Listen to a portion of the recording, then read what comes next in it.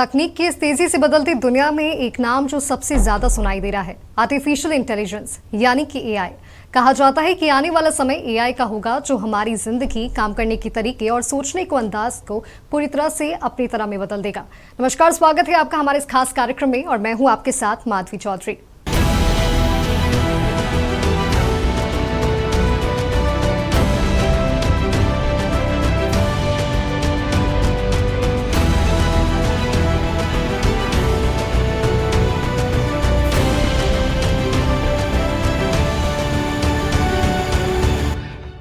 और आज हमारे साथ मौजूद है निवेदिता पांडे, झारखंड की बेटी, जिन्होंने अपने काम से राष्ट्रीय और अंतर्राष्ट्रीय स्तर पर अपना एक मजबूत पहचान बनाया है। और इसके साथ ही आपको बता दें कि साल 2012 में वो रांची की डीबीटी नोडल ऑफिसर भी रही है और उनके नेतृत्व में रांची ने पूरे भारत में डीबीटी के क्षेत्र में पहला स्थान भी हासिल किया। इसके बाद उन्होंने अमेरिका में प्रतिष्ठित वॉटन बिजनेस स्कूल में MBA किया, जहां उन्हें जोसेफ वॉटन फेलोशिप से सम्मानित भी किया गया। पिछले 16 वर्षों से वो अमेरिका, इंग्लैंड, भारत और सिंगापुर में इनोवेशन में काम कर रही हैं और वर्तमान में वो सिंगापुर में अपने AI स्टार्टअप Dendrons.ai पर काम चल रही है। इसके साथ ही आपको बता दें कि वो ATI यानी कि एडमिनिस्ट्रेटिव ट्रेनिंग इंस्टीट्यूट स्कीपा में एक्सटर्नल फैकल्टी और AI एक्सपर्ट के तौर पर कार्यरत हैं, जहां उन्होंने लगभग 350 IAS और JS अधिकारियों को AI को लेकर प्रशिक्षण भी दिया है। तो आइए उनसे जानते हैं कि आखिर AI क्या है और झारखंड में इसका क्या कुछ महत्व है। तो सबसे पहले निवेदिता जी, आपका बहुत बहुत स्वागत है हमारे इस खास कार्यक्रम में।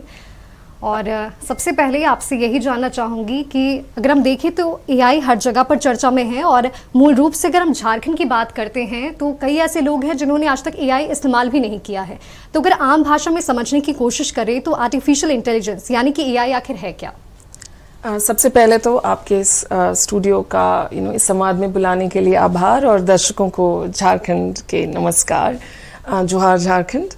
आपका पहला सवाल जो है AI, बिल्कुल आसान भाषा में समझाऊं तो वो कंप्यूटर सिस्टम्स हैं, और by systems I mean hardware plus software का मिक्सचर। जो सिस्टम है वो जैसे ह्यूमन इंटेलिजेंस से हम जो टास्क कर सकते हैं, जैसे हम पढ़ सकते हैं, जवाब दे सकते हैं लिखित में, बोलकर, हम इमेज देख के हमारा दिमाग खुद रजिस्टर कर लेता है कि यहाँ अब सामने 3 कैमरे पड़े हैं, उधर सोफा पड़ा है, ऑब्जेक्ट आइडेंटिफाई कर लेना और कुछ लिख कर बताना, कुछ इमेज जनरेट कर लेना। तो जो भी चीज़ें हम एक इंसानी मेधा से एसोसिएट करते हैं, जो इंसान कर पाते हैं, वो सब कंप्यूटर सिस्टम्स को प्रशिक्षित करके अगर आप उनसे करवाने लगे, 100% परफेक्ट नहीं but towards very good capability, तो वो है आर्टिफिशियल इंटेलिजेंस। अगर हम बात करें आर्टिफिशियल इंटेलिजेंस की, तो क्या ये आर्टिफिशियल इंटेलिजेंस अभी हाल ही में विकसित हुआ है या कई वर्षों से ये धीरे धीरे विकसित हो रहा है? ऐसा क्या बदला है या अभी ऐसा क्या हुआ है जो ये इंस्टेंटली इतना पावरफुल हो गया है? नहीं, ये फील्ड जो है आर्टिफिशियल इंटेलिजेंस की, ये दशकों से करीब 1950-60 से स्लोली डेवलप कर रही है। पर वही होता है, एक शोध होती है तो उसके ऊपर नेक्स्ट सिस्टम ज़्यादा अच्छा आता है। इसके फाउंडर अगर कहा जाए तो in my knowledge is Alan Turing, जो एक ब्रिटिश मैथमेटिशियन थे। उन पे एक पिक्चर भी आई थी, द इमिटेशन गेम। आप जो वेबसाइट्स पे लॉगिन करते हैं और आपको एक सिंबल दिया एक दिया जाता है कि ये भरिए, उसको कैप्चा कहते हैं, completely automated public Turing test, जिससे आप बॉट नहीं हैं, आप इंसान हैं, वो उन्होंने ही बनाया था। सो वो जनक हैं। उसके बाद हर साल दर साल लोगों ने शोध कर करके कि मशीन से कैसे ह्यूमन टाइप की रीजनिंग करवाई जाए। अल्टीमेटली तो आप रीजन करके ही देख रहे हैं कि मैं क्या लिखूं, क्या बनाऊं। वो साल दर साल होता गया। पर पहले क्या था कि देखिए, ये शोध करना भी बहुत महंगा है, इसके लिए जो इंफ्रास्ट्रक्चर लगता है वो भी बहुत महंगा है। तो या तो ये पश्चिमी देशों के पास था या फिर अगर बड़ी बड़ी कंपनीज के पास था, तो सरकारें, लैब्स, बड़ी बड़ी कंपनीज, उनके पास ये रिस्ट्रिक्टेड था। और यूज अगर हम देखें हमारे पास जैसे कैसे यूज हो रहा था, आप जीमेल यूज करते हैं, उसमें एक स्पैम फिल्टर है। तो क्या स्पैम है, नॉट स्पैम है, अगर आप मार्क करिएगा वो दोबारा सीख लेगा। तो उस तरीके से, या गूगल मैप्स पे अगर रीरूट कर देता है, अगर आपने गलत रास्ता ले लिया, दूसरा रास्ता ले लिया, तो वो रिकमेंडेशन, क्लासिफिकेशन, ये पहले भी था। 2000s में तो हम खुद भी भारत में देख रहे थे। पर ये इंफ्रास्ट्रक्चर और ये काम बड़ी कंपनीज के पास था, लोगों के हाथ में एआई बहुत आसानी से नहीं था। हुआ ये कि 2022 नवंबर में जब चैट जीपीटी ने लॉन्च किया, तो वो एक कंज्यूमर ऐप था powered by very useful AI जो सबने यूज कर लिया, और तब तक हमारे पास डेटा भी बहुत एम्पल क्वांटिटी में आ चुका था, चीप, और स्मार्टफोन्स भी इतने पेनिट्रेट कर चुके थे कि वो बहुत पावरफुल हो गए थे कि आप उस पर आराम से बिना लैग किए आप ये सब देख सकते हैं, इमेज जनरेट हो जाता है तुरंत। तो अब जब सबके हाथ में एक powerful device which is smartphone रहा, डेटा चीप था, उन्होंने एक पब्लिक चैट जीपीटी ने लॉन्च किया, तो क्लॉड ने एंथ्रोपिक ने क्लॉड लॉन्च किया, गूगल ने जेमिनी लॉन्च किया, तो बाढ़ आ गई ऐसे ऐप्स की। इससे उसका अडॉप्शन और अवेयरनेस कोने कोने में, भारत में हर कोई स्टूडेंट, टीचर्स, हर कोई अब यूज जो कर रहा है, उससे उसका पेनिट्रेशन हुआ। वरना फील्ड तो मैंने बताया कि शोध उस पर 1950s 60s से चल ही रहा है। तो जैसा हम देख रहे हैं कि एआई लगातार विकसित कर रहा है, हमने जैसे पहले भी बात की निवेदिता जी कि जैसे आपने अमेरिका में काम किया है, यूके में काम किया है, सिंगापुर में आप काम कर रही हैं, इन देशों की एआई को लेकर जो सोच है, और अगर हम भारत की स्थिति को देखें, तुलना करें, तो क्या अंतर नजर आता है? एक बात है इन्वेस्टमेंट्स की, तो ऑफ कोर्स इन देशों ने, सबसे ज्यादा यूएस ने सबसे पहले बहुत ज्यादा इन्वेस्ट किया है, यूके ने भी अब लीड लिया है इन रिस्पॉन्सिबल एआई। तो यूएस को जैसे आप फैक्ट्री माने, रोज नए मॉडल्स आ रहे हैं और वो नया इनोवेशन भी करते हैं, क्योंकि इनोवेशन वहाँ मार्केट लेड है, वहाँ रिस्क कैपिटल भी बहुत है, तो आसानी से नई चीजें ट्राई करने, समटाइम्स फेल करने के लिए भी पैसे आसानी से मिलते हैं। यूके रिस्क के मामले में रिस्पॉन्सिबल एआई, ईयू भी एथिक्स में उन्होंने एआई पॉलिसी बहुत अच्छी बनाई है जो पढ़ने लायक है। सिंगापुर की खास बात यह है कि न सिर्फ उन्होंने जल्दी अडॉप्ट किया, क्योंकि मैं 2019 से सिंगापुर में रह रही हूँ, तो मैंने देखा है वहाँ की गवर्नमेंट ने न सिर्फ जल्दी अडॉप्ट किया, उन्होंने उसके अराउंड फ्रेमवर्क्स बनाए जल्दी। वहाँ गवर्नमेंट ही लीड इनोवेटर और गवर्नमेंट ही लीड अडॉप्टर है। तो सबसे ज्यादा गवर्नमेंट ने स्टार्ट में, मैं कुछ एग्जांपल्स दूंगी बाद में, पब्लिक सर्विस में अपने गवर्नमेंट ऑफिशियल्स को कैसे हम एआई यूज करके ज्यादा एफिशिएंट बनाएं, मत्स्य पालन में डालें, मलेरिया उन्मूलन में डालें, तो उन्होंने खुद बहुत पायलट कर करके, यूज कर करके अब बहुत अच्छा कर लिया है, जिससे और लोग तो वो करेंगे ही, but government as the lead innovator, ये उनका खास बात है। और एशिया में सबसे पहले, जितना मुझे लगता है, उन्होंने एआई पॉलिसी बनाकर उसमें बहुत इन्वेस्टमेंट्स किए। जैसे हमने बताया कि तमाम कंट्रीज ने जिस तरह से एआई को यूज़ किया है, तो क्या एआई किसी देश की ताकत बन सकता है? क्या वो किसी एक देश को दूसरे देश से ज़्यादा स्ट्रॉन्ग बना सकता है? बिल्कुल, आई थिंक 3 तरीके से ये एक एडवांटेज हो सकता है। एक तो इकोनॉमिक, दूसरा स्ट्रेटेजिक जो मैं डिफेंस रिलेटेड में बताऊंगी, और तीसरा है डिप्लोमेटिक। तो इकोनॉमिक जब हम देखें, अब आप एआई की मदद से बहुत सारे काम जिसमें ज्यादा समय लगता था या लोग लगते थे, वो बहुत जल्दी, तो अब समय भी कम लग रहा है, लोग भी कम लग रहे हैं, तो एफिशिएंसी बढ़ रही है और बढ़ चुकी है। ऑन द फ्लिप साइड इससे ले ऑफ्स हो रहे हैं और उतनी जरूरत नहीं रही है लोगों की, वो अलग बात है, बट एफिशिएंसी बढ़ रही है, सब देश बढ़ा रहे हैं। कम समय में ज्यादा काम, या जो काम में आप पहले सोच सकते थे, ड्रग डिस्कवरी हुआ, कुछ डीप शोध हुआ जो या हो नहीं पा रहा था या बहुत इन्वेस्टमेंट चाहिए था, वो बहुत जल्दी आप एल्गोरिथम्स एनालाइज कर लेंगे, तो आपकी खुद की इकोनॉमी को फायदा है। हाँ? अब एक और फायदा है कि आप व्हाइट लेबल करके, जैसे अमेरिका अपने मॉडल्स हर जगह, भारत में भी अभी फ्री में दे रहा है, कल को उसके पैसे चार्ज करने लगेगा, तो रेवेन्यू तो उनके पास आ रहा है ना, तो एक्सपोर्ट कर रहे हैं वो अपने एआई प्रोडक्ट्स, तो वो एक कमर्शियल एडवांटेज है। तो ये हो गया इकोनॉमिक साइड। स्ट्रेटेजिक साइड, अभी आप देखिए जो ईरान और इजराइल का युद्ध हो रहा है, जिसमें यूएस भी है, उसमें एआई का बहुत इस्तेमाल हुआ है। इजराइल ने ऐसे सिस्टम्स बनाए, कुछ नाम बता रही हूँ, लैवेंडर है, और सो ये गाजा के साथ भी जो युद्ध हो रहा था उसमें भी लगा है, ये यूज हुआ है, और ईरान में भी होपफुली यूज हो रहा था। तो लैवेंडर है जो एक लोगों को रिस्क असेस कर रहा था कि क्या लाइक्लीहुड है कि ये हमास के ऑपरेटिव्स हैं या जो भी इजराइल जिनको अपना शत्रु मानता है, तो वो लोगों की बिहेवियरल प्रोफाइलिंग करके उनसे रिस्क अपने लिए जो रिस्की लोग हैं उनको आइडेंटिफाई कर रहे थे। फिर गॉस्पेल है जो बिल्डिंग्स किनको बॉम्ब करना है आइडेंटिफाई कर रहा था।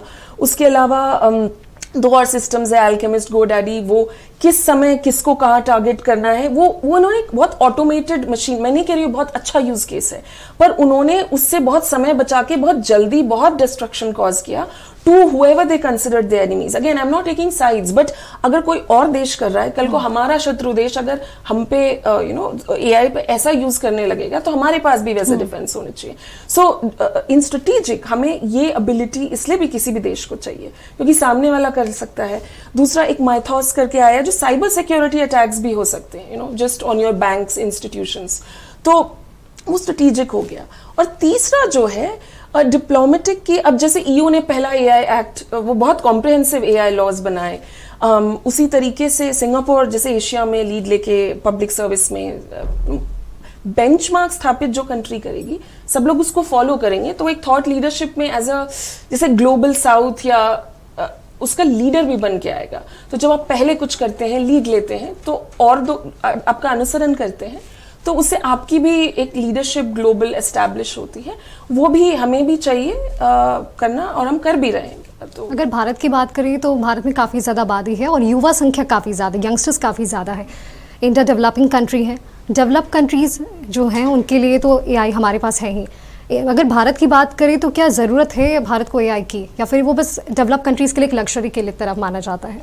नहीं, बिल्कुल आई थिंक ज़रूरत है. आज की डेट में अभी गवर्नमेंट ने बहुत इन्वेस्ट भी किया है कि हम इंडिया एआई मिशन लॉन्च किया है, इंडिया एक सेमीकंडक्टर मिशन भी लॉन्च किया है.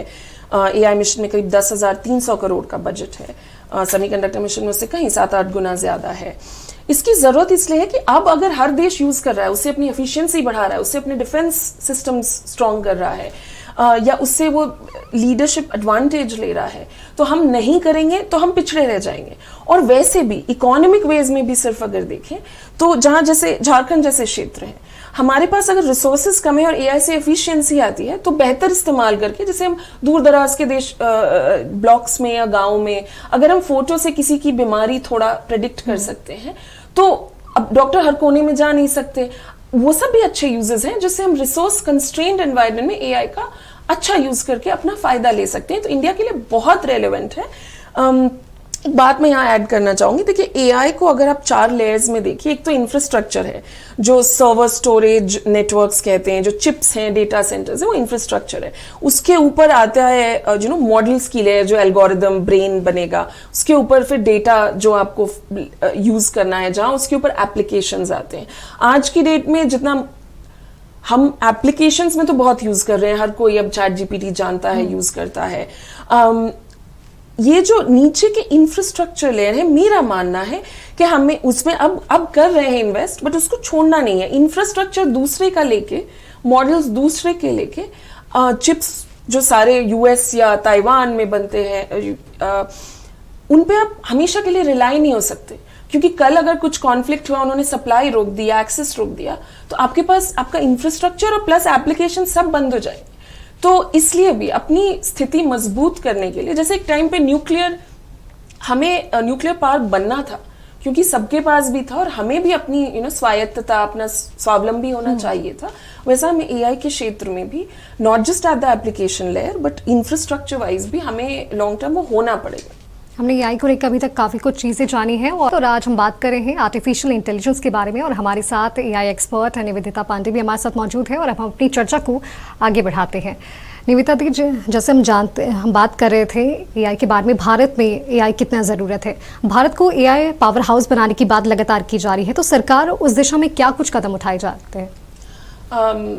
इंडिया एआई मिशन जो सेंट्रल गवर्नमेंट ने अभी एक इंडिया इम्पैक्ट समिट भी हुआ था जिसमें गवर्नमेंट ने बहुत लॉन्च किए अपने initiatives. So India AI mission में करीब 10,300 करोड़ का आउटले है वो 5 years. हाँ, तो उसमें वैसे 7 पिलर्स हैं. मैं एक में नहीं जाऊंगी, लेकिन जैसे एआई कोश प्लेटफॉर्म बनाया है जिससे आपको डेटा, क्यूरेटेड जो डेटा सेट्स हैं by sector, cleaned, anonymised, government ही उपलब्ध करा रही है बाय सेक्टर. अगर आपको एआई पे इनोवेशन करना है तो डेटा वहां से मिल जाएगा. वहां पे मॉडल्स भी उन्होंने होस्ट किए हुए हैं. जीपीयूज जो कि महंगे आते हैं और हर किसी को एक्सेस नहीं है, ये एक बड़ा इंटरेस्टिंग इनिशिएटिव है.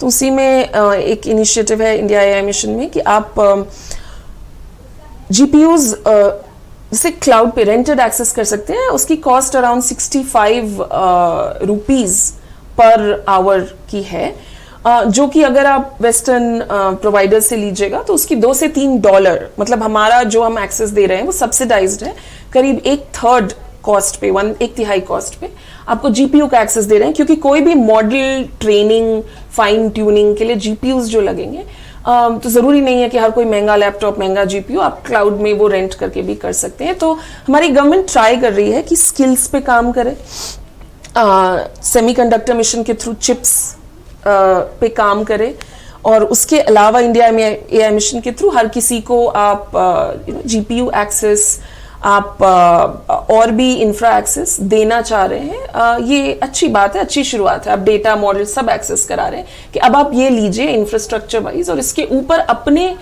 जो इस्तेमाल है, यूज केस है, उस हिसाब से आप उस पर कुछ बनाइए। जैसे आपने बताया कि इंडियन गवर्नमेंट जिस तरह से स्किल्स पे काम कर रही है या जिस तरह से समिट्स ऑर्गेनाइज करवा रही है एआई को लेकर, जागरूकता बढ़ाने को लेकर, भारत के ऐसे कौन से राज्य हैं जो एआई के क्षेत्र में लगातार आगे बढ़ रहे हैं? जितना मैंने पब्लिकली अवेलेबल इंफॉर्मेशन से पढ़ा है, तमिलनाडु, आंध्रा, कर्नाटक और महाराष्ट्र, इन लोगों ने बहुत एक तो इन्वेस्टमेंट्स भी अट्रैक्ट की हैं for data centres etcetera. Google, Microsoft, Amazon सब ने करीब कुल मिला के $50 बिलियन का इन्वेस्टमेंट अनाउंस किया है अक्रॉस दीज प्लेसेस कि हम डेटा सेंटर्स बनाएंगे। तो इन्वेस्टमेंट है तो जॉब्स हैं। दूसरा, ये क्या कर रही हैं, ये अपनी पॉपुलेशन को स्किल कर रही हैं। इन सब ने एआई पॉलिसी पायलट्स करके अच्छे उपयोगी यूज केसेस बनाए हैं जो इस्तेमाल में हो रहा है। जैसे कर्नाटक ने फॉर एग्जांपल एक शिक्षा को पायलट बनाया है जो टीचर्स की मदद करता है कि आप पर्सनलाइज्ड ट्यूटरिंग दे सके बच्चों को, हर बच्चे का फिर आप कहाँ स्ट्रांग है कहाँ वीक है वो पता चल सके, असेसमेंट कर सकें, वो जल्दी बना सकें। जो एडमिन टास्क है वो टीचर का जल्दी से लेसन प्लान हो गया, किसको कहाँ ज्यादा पढ़ाना है कम पढ़ाना है वो, तो टीचर शिक्षा को pilot, these are some initiatives that I think are named. Maharashtra ने बहुत अच्छा पुलिसिंग में एआई के लिए एक मार्वेल करके इनिशिएटिव किया है जिसमें उन्होंने महाक्राइम ओएस बनाया है। सो पुलिस कैसे एफआईआर रजिस्ट्री में, ट्रांसलेशन में, केस समराइजेशन में, इन्वेस्टिगेशंस में एआई यूज कर सकती है, सीसीटीवी एनालिटिक्स में, इस पे उन्होंने बनाया है। तमिलनाडु में I would like to mention कि जितना मैंने पढ़ा इंडिया में पहला स्टेट था जिसने बहुत अच्छा एक एआई पॉलिसी बनाई, एआई मिशन बनाया। और अभी जो इलेक्शंस हुए हैं उसमें जो पार्टी ने सबसे ज्यादा वोट्स जीते हैं, मैंने पढ़ा उन्होंने एक एआई मिनिस्ट्री ही प्रॉमिस कर दी। तमिलनाडु ने भी बहुत अपने हर गवर्नमेंट यूज केस में इंक्लूडिंग स्कूल के करिकुलम्स में ऑलरेडी एआई पढ़ाना शुरू कर दिया 1 साल पहले से। And one more I would like to mention, Gujarat का भी एक यूज केस था जो सरला बेन करके काफी था कि काओ हेल्थ में, मतलब जो गौपालन करते हैं, दूध का व्यवसाय करते हैं, तो गाय उनके लिए कितनी इंपॉर्टेंट है, उसकी हेल्थ मॉनिटरिंग के लिए उन्होंने सरला बेन करके एक ऐप बनाया जो रियल टाइम आपको बता सकता है कि आपके काऊ की हेल्थ अच्छी है खराब है, वो मॉनिटर कर सकता है। तो ये कुछ एग्जाम्पल्स हैं अलग अलग क्षेत्रों में, शिक्षा है, क्राइम्स है, एनिमल हस्बेंड्री है, और एक और, हाँ, आंध्रा ने अपना पूरा कॉन्वर्सेशनल एआई से व्हाट्सएप गवर्नेंस की है। तो उनके जो सीएम का मैं बयान सुना है, उन्होंने कहा है कि अब आपको ऑफिस गवर्नमेंट आने की उतनी जरूरत नहीं है, 500+ गवर्नमेंट सर्विसेज वो सिर्फ व्हाट्सएप बॉट के थ्रू एनेबल कर रहे हैं। That's a example of conversational AI. जैसे हमने कई राज्यों के बारे में आपने बताया जो कई क्षेत्रों में लगातार एआई के क्षेत्र में आगे बढ़ रहे हैं। अगर हम मूल रूप से झारखंड की बात करते हैं तो एआई किस क्षेत्र में लगातार असर डाल रहा है? जितना स्किलिंग पे तो सरकार काम कर रही है, उसमें मैं भी ऑफिसर्स को एआई के बारे में बताती हूँ। उसके अलावा जो मैंने पढ़ा है कि पुलिसिंग में कुछ पायलट्स शुरू हुए हैं, एग्री में एक सीडैक से कुछ एमओयू या पायलट शुरू हुआ है, ये पढ़ा है। कल परसों गूगल के साथ रिम्स का कुछ एमओयू हुआ है, वो पढ़ा है। बहुत पब्लिक स्केल पे मेरी जानकारी में ऐसा नहीं है कि हमने कोई एआई पॉलिसी बना ली है या एआई मिशन बनाया है, मेरी जानकारी में तो नहीं है। ये जो हो रहा है across agri, policing, smart cities में थोड़ा काम एआई का, या हेल्थ केयर में, मेरे विचार से ये अच्छी शुरुआत है। As long as we execute it properly. MOU क्या होता है ना, नॉन बाइंडिंग होते हैं, वो अनाउंस हो जाएंगे, फिर वो कब तक एग्जीक्यूट होंगे, उसके लिए एक solid I would say top down framework बना के थोड़ा स्ट्रेटेजिक और वेल एग्जीक्यूटेड होना चाहिए कि सिर्फ अनाउंसमेंट्स ना रह जाए, इनका असर और पायलट्स ना रह जाए। जो भी पायलट से आए, पायलट जरूरी नहीं है सक्सेसफुल हो, उसमें गलतियां भी हो सकती, गलतियां मतलब फेल भी हुआ तो लर्निंग लेके नेक्स्ट कैसे उसको आगे बढ़ाना है, ये थोड़ा एक मिशन मोड में मुझे लगता है। जैसे आप स्वास्थ्य क्षेत्र की बात कर रहे हैं, कई ऐसे ग्रामीण क्षेत्र भी हैं जहाँ पे डॉक्टर नहीं पहुंच पाते हैं, तो ऐसे में AI वहां पर कैसे मदद कर सकता है? जैसे आप बताइए, जो आंगनवाड़ी सेविका हैं जो बच्चों का जाकर देखती हैं, जो यंग बच्चे होते हैं कि उनका ग्रोथ ठीक से हो रहा है कि नहीं, आप उनकी फोटो लेकर आप भेज सकते हैं और मतलब जस्ट ऐप पे अपलोड कर सकते हैं, वो तुरंत AI स्कैन करके बता देगा कि इनको जैसे पेट बढ़ा हुआ है, हाथ पैर जरूरत से ज्यादा पतले हैं फॉर दैट एज, तो इनको क्वाशियोरकर है, मेरास्पस है, जो भी कुपोषण सहित बीमारियां होती हैं, या आंखें या जीभ देकर अनीमिया का risk assessment. I am not saying कि आप डॉक्टर रिप्लेस कर दो, आप डायग्नोसिस नेसेसरली नहीं कर रहे हो, आप रिस्क असेस करके आप at least high risk cases identify करके आप डॉक्टर के पास फॉरवर्ड कर रहे हो। तो हब एंड स्पोक मॉडल जो होता है कि जो स्पेशलिस्ट है अगर वो कम है तो एक जगह रहे, but actually on the ground immediate वो स्कैनिंग हो जाए और उससे कुछ इमीडिएट जो अगर चाहिए हस्तक्षेप वो हो जाए और फिर आपके पास आए, तो उसमें समय बचता है, जान माल का नुकसान बच सकता है इन केस ऑफ हेल्थ, और अर्ली इंटरवेंशन हो सकता है। जैसे हमने हेल्थ के बारे में जाना, अगर हम एजुकेशन के क्षेत्र में नजर डालते हैं तो कई बार ऐसे होते हैं, कई क्षेत्रों में जो स्टूडेंट्स होते हैं उन्हें प्रॉपर एजुकेशन नहीं मिल पाती है, तो AI उस गैप को कैसे फुलफिल कर सकता है? अब बहुत इंटरेस्टिंग यूज केस है। एक तो शिक्षा, वो जो शिक्षा को पायलट है वो देखने लायक है, बट उसके अलावा भी जैसे मैं देखूं तो देखिए हर स्टूडेंट किसी चीज में स्ट्रगल करता है, किसी चीज में स्ट्रांग होता है। जो GMAT टेस्ट भी मैंने दिया था US जाने के लिए, वो अडेप्टिव टेस्ट है, जो चीजें में मैं अच्छा करी वो मुझे और हार्ड देता जाएगा, और जहां मैं गलत करूंगी वो लेवल रोक देगा, वो और हार्ड नहीं करेगा। तो उसी तरीके से हर स्टूडेंट को अगर एक पर्सनलाइज्ड असेसमेंट देके, पर्सनलाइज्ड ट्यूटरिंग ऐसा बनाया जा सकता है कि भाई मुझे इन कॉन्सेप्ट्स पे ज्यादा डीप जाने की जरूरत है, ज्यादा पिक्चर से, इमेज से, मैं जैसे भी समझूं। कुछ बच्चे पिक्टोरियली ज्यादा समझेंगे, कुछ बोल के या अपनी भाषा में। आप ट्रांसलेशन इतनी आसानी से कर सकते हो संथाली में, मुंडारी में, हो में, कि आप अगर भाषा की प्रॉब्लम है तो वो ट्रांसलेट करके बता सकते हो। अगर मोड मतलब इमेज से बताना है या और ग्राफिक्स दे के बताना है तो आप उसमें ड्रिल डाउन कर सकते हो, और बेसिकली कहाँ वो स्ट्रांग है और कहाँ छोड़ देने की जरूरत है कि नहीं, वो इतना पर्सनलाइज्ड, इंडिविजुअलाइज्ड अटेंशन हो जाए, जैसे सबके पास एक पर्सनल ट्यूटर है जो ओवर मल्टीपल इयर्स उनको ट्रैक कर रहा है, तो आपकी इंप्रूवमेंट भी देख सकता है या बता सकता है कि इस पे ध्यान देना छोड़ो, तुम्हारी स्ट्रेंथ ये है, इस पे फोकस करो। जैसे झारखंड की बात करें तो झारखंड में काफी ज्यादा बड़ी आबादी जो है वो खेती पर निर्भर करती है, तो AI किसानों को कैसे हेल्प कर सकता है?